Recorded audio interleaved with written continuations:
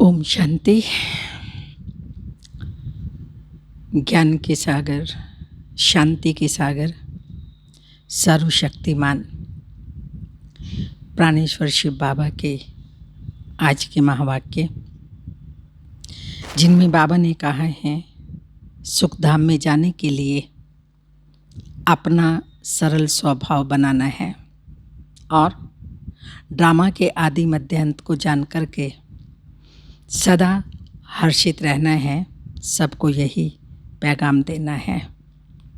साथ साथ बाबा ने कहा स्वराज्य लेने के लिए इस यज्ञ में जीते जी मरना है। जीते जी मरना अर्थात शूद्र से ब्राह्मण बनना और ब्राह्मण अर्थात ब्रह्मा बाप समान बनना। जो ब्रह्मा बाप के संकल्प, संस्कार, बोल, कर्म वह हमको धारण करने हैं। ये है ब्रह्मा बाप समान ब्राह्मण बनना, सच्चे सच्चे ब्राह्मण बनना, फुल कास्ट ब्राह्मण बनना। तो आज के बाबा के महावाक्य सुनते हैं। 19/6/21। मीठे बच्चे, तुम महान भाग्यशाली हो, क्योंकि तुम्हें भगवान वह पढ़ाई पढ़ाते हैं। कौन सी? जो आज तक किसी ऋषि मुनि ने भी नहीं पढ़ी है। भगवान वो पढ़ाई पढ़ाते हैं जो आज तक किसी ऋषि मुनि आदि ने नहीं पढ़ी है। क्वेश्चन है, ड्रामा की कौन सी भावी तुम बच्चे जानते हो? दुनिया के मनुष्य नहीं। आंसर है तुम जानते हो इस रुद्र ज्ञान यज्ञ से विनाश ज्वाला प्रज्वलित हुई। अब सारी पुरानी दुनिया इसमें स्वाहा हो जाएगी। ये भावी कोई टाल नहीं सकता। यह ऐसा अश्व अविनाशी रुद्र ज्ञान यज्ञ है जिसमें सारी सामग्री स्वाहा होगी। फिर हम इस पतित दुनिया में नहीं आएंगे। इसे ईश्वर की भावी नहीं, ड्रामा की भावी कहेंगे। गीत, मुखड़ा देख ले प्राणी जरा दर्पण में। ओम शांति। तुम बच्चे भी मनुष्य हो। यह मनुष्यों की सृष्टि है। इस समय तुम ब्राह्मण धर्म के मनुष्य बने हो। बाप शिक्षा देते हैं आत्माओं को। आत्मा पढ़ती है, परमात्मा आत्मा को पढ़ाते हैं। आत्मा को अभी अपने स्वधर्म का पता है कि हम आत्मा इस शरीर को चलाने वाली हैं। आत्मा का यह रथ है। जैसे बाप इस रथ पर आकर सवार हुए हैं, तुम्हारी आत्मा भी इस रथ पर सवार है। सिर्फ आत्मा को यह ज्ञान भूल गया है कि हम आत्मा शांत स्वरूप हैं। हमारे रहने का स्थान मूल वतन में है। यह शरीर हमको यहाँ मिलता है। ऐसे ऐसे अपने साथ बातें करनी हैं। तो बाप कहते हैं तुम आत्मा शांत स्वरूप हो। अगर तुम चाहो हम शांति में बैठें, शांति चाहते हो, शांति में बैठें, तो अपने को आत्मा समझ शांति धाम के निवासी समझो। थोड़ा समय शांति में बैठ सकते हैं। मनुष्य शांति मांगते हैं। मन को शांति चाहिए, यह आत्मा ने कहा। परंतु मनुष्य यह नहीं जानते कि मैं आत्मा हूँ। यह भूल गए हैं। एक कहानी है ना, रानी के गले में हार पड़ा था और ढूंढती थी बाहर। तो बाप भी समझाते हैं शांति तो तुम्हारा स्वधर्म है। बच्चों ने समझा है हम आत्मा शांत स्वरूप हैं और यहाँ आई हैं पाठ बजाने। आत्मा का स्वधर्म शांति है और आई है शांति धाम से पाठ बजाने। आत्मा का गुण शांति है। तो जब इस गुण को कर्म में लाएंगे, गुणदान करेंगे, और शांति स्वधर्म में टिकेंगे तो आत्मा को शांति मिल जाएगी। और ये स्मृति में रहेगा कि मैं आत्मा शांति धाम से, जो मुझे आत्मा का असली घर है, वहाँ से पाठ बजाने आई हूँ। इस सृष्टि रूपी रंगमंच पर पाठ पूरा होगा, मुझे वापस अपने घर जाना है। ये स्मृति ही हमें शांत स्वरूप बना देगी, समर्थ बना देगी, शक्तिशाली बना देगी। तो बाबा बता रहे हैं, यहाँ हम आए हैं पाठ बजाने, इन ऑर्गन से डिटैच हो जाते हैं तो आत्मा शांत है। आत्मा अपने स्वधर्म शांति में जितना चाहे बैठ सकती है। चाहो हम इस शरीर से काम ना करें तो शांत में बैठ जाओ। यह है सच्ची शांति। इनको तुम ढूंढते नहीं, तुम्हारा स्वधर्म शांत है। अभी यहाँ पाठ बजा रहे हैं, बाप द्वारा मालूम पड़ा है। हमने 84 जन्मों का पाठ बजाया। इन 84 जन्मों के चक्र का और कोई को पता नहीं, सिर्फ तुम बच्चे ही समझते हो। पहले हम सूर्यवंशी राजा व प्रजा थे, फिर चंद्रवंशी सो वैश्यवंशी सो शूद्रवंशी बने। अब फिर से हमको सूर्यवंशी बनना है। तुम बच्चे सृष्टि के आदि मध्य अंत को जान गए हो।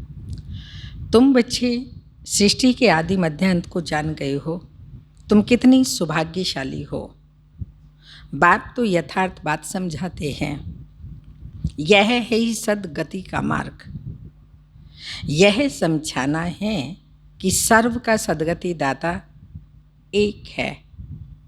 अभी जान गए हो, हमको बाबा आकर 21 जन्मों के लिए सदगति प्राप्त करा रहे हैं। बाहर वाले मनुष्य इन बातों को जानते ही नहीं, तो तुम ब्रह्मा कुमार कुमारियाँ ही जानते हो। कोई पूछते हैं तुम भी के क्या जानते हो। परीक्षा तो होनी चाहिए ना कि ब्राह्मण व ब्राह्मणी है व नहीं। अगर तुम ब्रह्मा के बच्चे हो तो सृष्टि चक्र को जरूर जानते होंगे। तो बाप रचयिता को जानते हो। ऋषि मुनि आदि तो रचता और रचना को जानते ही नहीं, तो गोया नास्तिक ठहरे। तुम भी नास्तिक थे। तुम भी रचता और रचना के आदि मध्य अंत को नहीं जानते थे। स्कूल में पहले अनपढ़ ही आते हैं, फिर कहेंगे स्कूल में यह पढ़ा। अभी तुम हो ईश्वरीय पढ़ाई में। परम पिता परमात्मा तुमको पढ़ा रहे हैं, यह बुद्धि से समझना चाहिए। रचता तो एक शिव बाबा ही है। रुद्र ने ज्ञान यज्ञ रचा, यह शास्त्रों में भी है। अब रुद्र और शिव परमात्मा में फर्क तो कोई है ही नहीं। यह भी है कि रुद्र ज्ञान यज्ञ से विनाश ज्वाला निकली। सिर्फ रुद्र शिव की जगह कृष्ण का नाम डाल दिया है वही गीता। कहते ही इस ज्ञान यज्ञ से विनाश ज्वाला प्रज्वलित हुई। तो स्वराज्य के लिए यह ज्ञान यज्ञ है। इसमें पुरानी दुनिया स्वाहा होनी है। सारी पुरानी दुनिया स्वाहा होना अर्थात परिवर्तन होनी है। नरक से स्वर्ग, सत्युगी दैवी सृष्टि बननी है, जो बाबा ब्राह्मणों के द्वारा बनवा रहे हैं। यज्ञ में सारी आहुति अर्थात सामग्री डालते हैं ना, सब स्वाहा कर देते हैं। तो इस रुद्र ज्ञान यज्ञ में सारी पुरानी दुनिया स्वाहा हो जाएगी। तुम अब राजयोग सीख रहे हो। इस पतित दुनिया में फिर आएंगे नहीं। यह दुनिया फिर ख़त्म हो जानी है, नई दुनिया आ जाएगी, पुरानी दुनिया ख़त्म हो जाएगी। तुम जानते हो नेचुरल कैलेमिटीज आदि सब होंगी। ये सारी नॉलेज तुम्हारी बुद्धि में बैठना चाहिए। शिव बाबा कहते हैं मेरी बुद्धि में ये सारा ज्ञान है। तो बाप सत्य है, चैतन्य है, ज्ञान का सागर है। सृष्टि के आदि मध्य अंत को जानते हैं। ऋषि मुनि तो कहते हैं हम रचता और रचना को नहीं जानते। तुमसे कोई पूछेंगे तुमको क्या मिलता है, बोलो ना। कोई भी आए पूछे कि तुमको यहाँ क्या मिलता है, तो बोलो। जिसको बड़े बड़े ऋषि मुनि आदि कहते थे कि हम रचता और रचना के आदि मध्य अंत को नहीं जानते, सो हम जानते हैं रचता बाप के सिवाय रचना के आदि मध्य अंत का राज कोई समझा नहीं सकता। रचता ही समझाएंगे। तुमको मालूम है मक्खियों की भी रानी होती है। रानी के साथ पीछे पीछे सब मक्खियाँ जाती हैं। रानी अर्थात माँ के साथ उनका कितना संबंध है। तो बेहद का बाप भी आते हैं तो सभी बच्चों को साथ ले जाते हैं। तो तुम जानते हो बाबा आया हुआ है। हम आत्माओं को साथ ले जाएंगे। कहाँ पर? शांति धाम में। फिर से हमारा सतयुग का पाठ शुरू होगा। शांति धाम से आएंगे स्वर्ग में, सतयुग में फिर से हमारा पाठ शुरू होगा। जिस पाठ बजाने के लिए तुम यह देवी देवता पद पा रहे हो, यहाँ तुम आते ही हो मनुष्य से देवता पद पाने। सब गुण यहाँ ही धारण करने हैं। इन लक्ष्मी नारायण जैसा बनना है। इनको दिव्य दृष्टि के सिवाय और कोई देख न सके। अभी तुम जानते हो हम सूर्यवंशी देवता बनेंगे। तुम्हारी बुद्धि में है कि स्वर्ग की राजधानी स्थापन हो रही है। सतयुग में था ही देवी देवताओं का राज्य, परंतु देवताओं के राज्य में भी राक्षस आदि दिखाते हैं। यह कोई जानते ही नहीं भारत कितना पवित्र था। महिमा गाते हैं सर्वगुण संपन्न आदि आदि। उन्हों के आगे माथा भी टेकते हैं। मंदिर भी बहुत बने हुए हैं, परंतु यह पता नहीं है आदि सनातन देवी देवता धर्म सतयुग का कब और कैसे स्थापन हुआ। भारत जो इतना ऊंच था वह नीच कैसे बना, ये किसी को भी पता नहीं है। कहते हैं ये भाभी बनी बनाई है। किसकी भाभी है वह भी नहीं समझते। ड्रामा की भाभी समझे तो समझ में आए। भगवान की भाभी कह देते भगवान सब कुछ करता है, नहीं। ये ड्रामा की भाभी अगर समझे तो कोई बात समझ भी सकते हैं, जिसको कहते हैं बनी बनाई बन रही। ड्रामा का रचयिता क्रिएटर डायरेक्टर कौन है? सिर्फ कह देते हैं ईश्वर की भाभी। ड्रामा कहने से ड्रामा के आदि मध्य अंत को जानना चाहिए।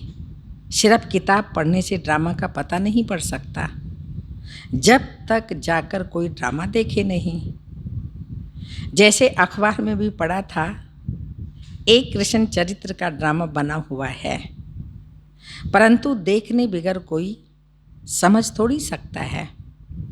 देखेंगे तब समझेंगे ड्रामा में ये सब होना है। तुम बच्चे भी ड्रामा को अभी समझते हो। मनुष्य कहते हैं वर्ल्ड की हिस्ट्री ज्योग्राफी का यह चक्र फिरता रहता है, परंतु कैसे फिरता है यह किसी को भी पता नहीं है। नाम भी लिखे हुए हैं सतयुग, त्रेता, द्वापर, कलयुग और फिर है संगम युग। परंतु मनुष्यों ने समझ लिया युगे युगे आते हैं। सतयुग त्रेता का भी संगम होता है, मगर वहाँ से बाबा नहीं आते। उसके बाद त्रेता आता है। बाबा कल्प के अंत में आते हैं, जब इस सृष्टि का परिवर्तन होना होता है। युगे युगे नहीं, परंतु कल्प में एक बार संगम युग पर आते हैं। परंतु संगम का कोई महत्व ही नहीं, वहाँ तो कुछ होता ही नहीं। ये बातें तुम जानते हो। सतयुगी सूर्यवंशियों ने फिर चंद्रवंशियों को राज्य कैसे दिया? ऐसे नहीं कि चंद्रवंशियों ने सूर्यवंशियों पर जीत पाई, कोई लड़ाई से राज्य लिया, नहीं, बाइज्जत उनको राज्य दिया। जो चंद्रवंशी का राजा होता है तो सूर्यवंशी राजा रानी उनको राज्य भाग्य का तिलक दे तख्त पर बिठाते हैं, इस प्रकार से राज्य देते। राजा राम, रानी सीता का टाइटल मिलता है। किसने दिया? कहेंगे सूर्यवंशियों ने ट्रांसफ़र किया। अब तुम राज्य करो। जो सीन तुम बच्चों ने साक्षात्कार में देखी है, बाकी कोई लड़ाई आदि नहीं लगती है। जैसे किसी को राजाई दी जाती है वैसे देते हैं। उन्हों के पैर आदि धोकर उनको राज्य तिलक देते हैं। वहाँ कोई गुरु गोसाई आदि नहीं होते। सतयुग में कोई भी गुरु गोसाई आदि नहीं होता। अब तुम बच्चों की बुद्धि में हैं।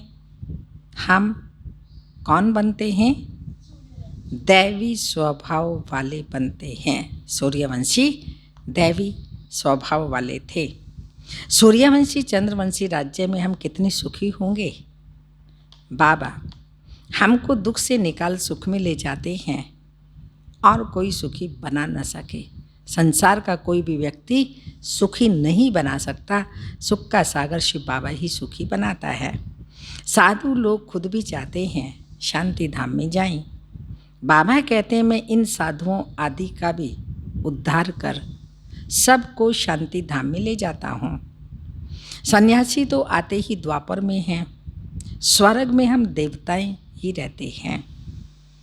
वहाँ भी सेक्शन अलग अलग हैं। परम धाम में भी अलग अलग सेक्शन हैं। सूर्यवंशियों का अलग है, चंद्रवंशियों का अलग, फिर बाद में इस्लामी, बोधि, सन्यासी आदि जो भी आते हैं सब का सेक्शन अलग अलग बना हुआ है। जब हम राज्य करते थे तो दूसरा कोई था नहीं। मूल वतन में भी ऐसी माला नंबर वार बनी हुई है।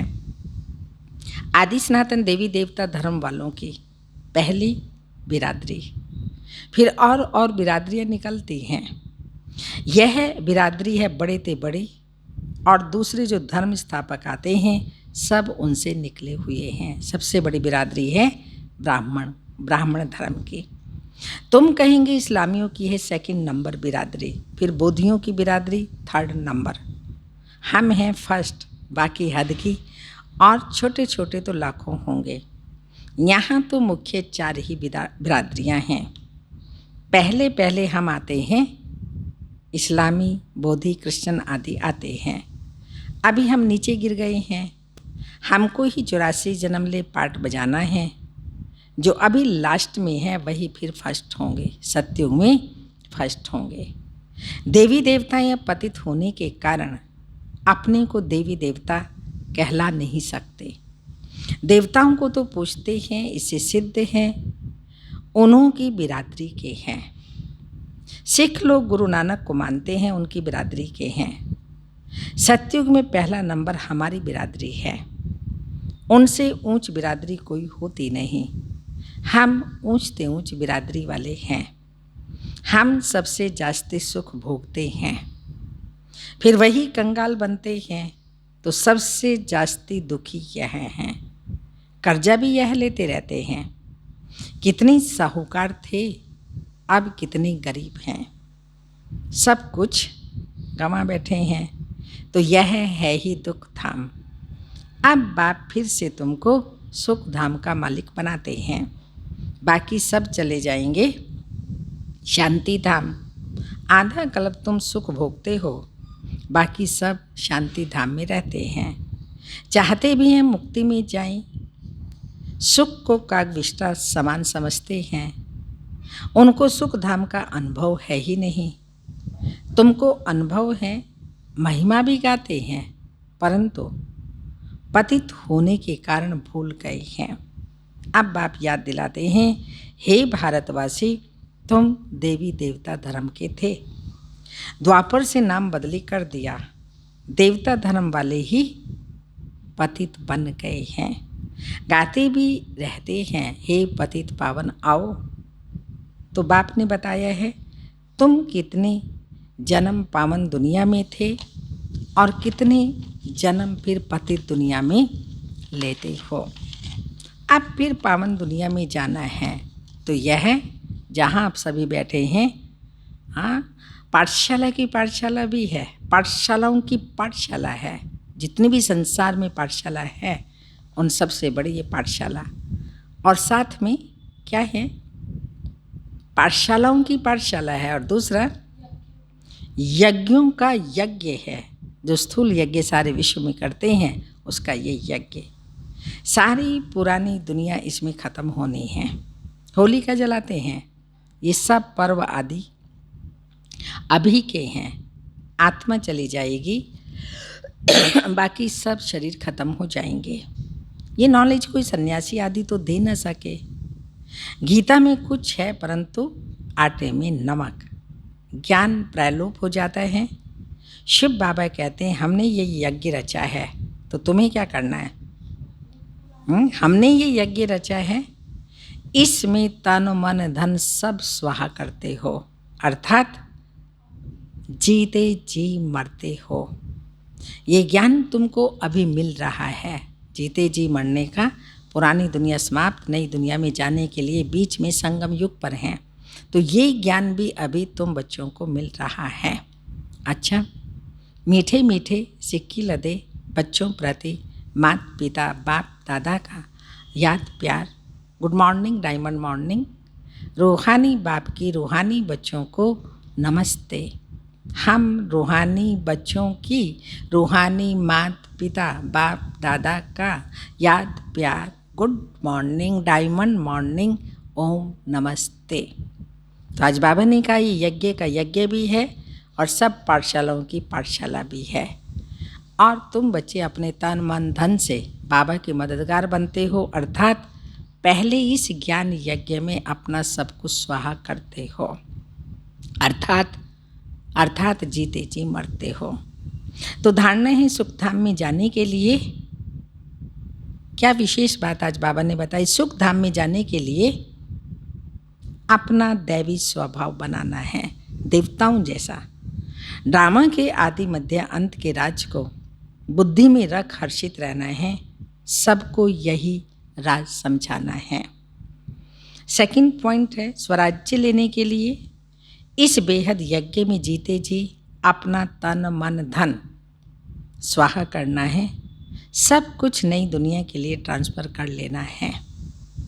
वरदान है सर्व आत्माओं पर स्नेह का राज्य करने वाले विश्व राज्य अधिकारी भव।